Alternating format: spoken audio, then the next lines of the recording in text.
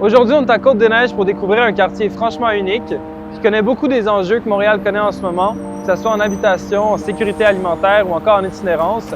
On va découvrir les organismes qui ont organisé la visite avec nous, plusieurs initiatives en transition socio-écologique. Venez-vous-en! Pour nous, à Côte-des-Neiges, transition socio-écologique, c'est certain que pour nous, c'est pas seulement le volet environnemental, c'est toute la partie justice sociale qu'il va falloir privilégier. Parce que là, on parle d'un quartier où il y a une forte population qui est malheureusement qui vit sous le seuil de la pauvreté. Beaucoup de personnes qui sont nouvellement arrivées. Il y a plus de 50% des résidents de Côte-des-Neiges qui sont immigrantes. On parle souvent du haut de la côte et du bas de la côte. Donc, dans le haut de la côte va se situer justement ces maisons cossues et les gens qui vont avoir des moyens économiques importants. On va avoir l'Université de Montréal où les étudiants qui côtoient en fait les différents campus de l'Université de Montréal. Et quand on parle du bas de la côte, on parle souvent c'est ça, du Côte-des-Neiges plus populaire, plus diversifié. Dans la visite, on va voir l'hippodrome qui est un endroit qui, depuis 20 ans, complètement laissé à l'abandon, où on imagine et où on rêve un nouveau quartier carboneutre ou qui a été en tout cas imaginé comme ça, on verra.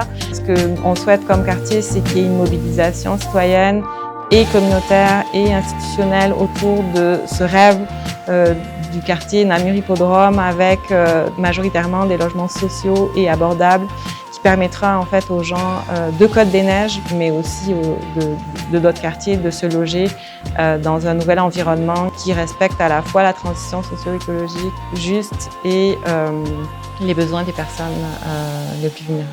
On aura aussi l'occasion d'aller faire un tour dans le secteur du Triangle, qui est adjacent en fait au quartier Namur Hippodrome qui a été construit il y a une dizaine d'années et où là en fait on a un mélange en fait de tours à condos et de cadres bâtis un peu plus anciens et où le défi c'est de faire cohabiter en fait différentes populations qui sont à la fois des gens qui se sont logés dans des condos avec un certain niveau de vie et d'autres populations qui sont là depuis plus longtemps. C'est pour ça aussi le projet des 700 logements, c'est rapprocher aussi le milieu communautaire et les institutions des personnes pour qu'ils voient que ça peut avoir un impact réel sur leur vie s'ils s'engagent, s'ils comprennent mieux l'environnement dans lequel ils évoluent et puis qu'ils auront peut-être des gains à s'impliquer.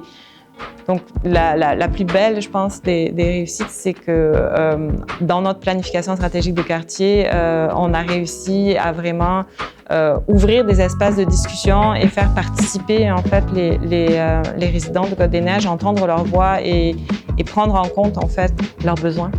Moi, j'ai été accueillie par le quartier Côte-des-Neiges. J'ai pu nous créer une famille. Je dis que le milieu communautaire, c'est pas seulement des employés qui vont répondre à des besoins. Le résident qui arrive à Côte-des-Neiges et qui arrive au Canada tout simplement laisse sa famille en arrière.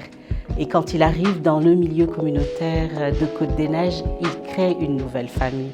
Quand tu dis Côte-des-Neiges en général à quelqu'un à Montréal, il va avoir une anecdote, il va te parler d'un resto, il va te parler d'une épicerie, il va te parler de quelque chose. Et c'est souvent aussi quelque chose de positif.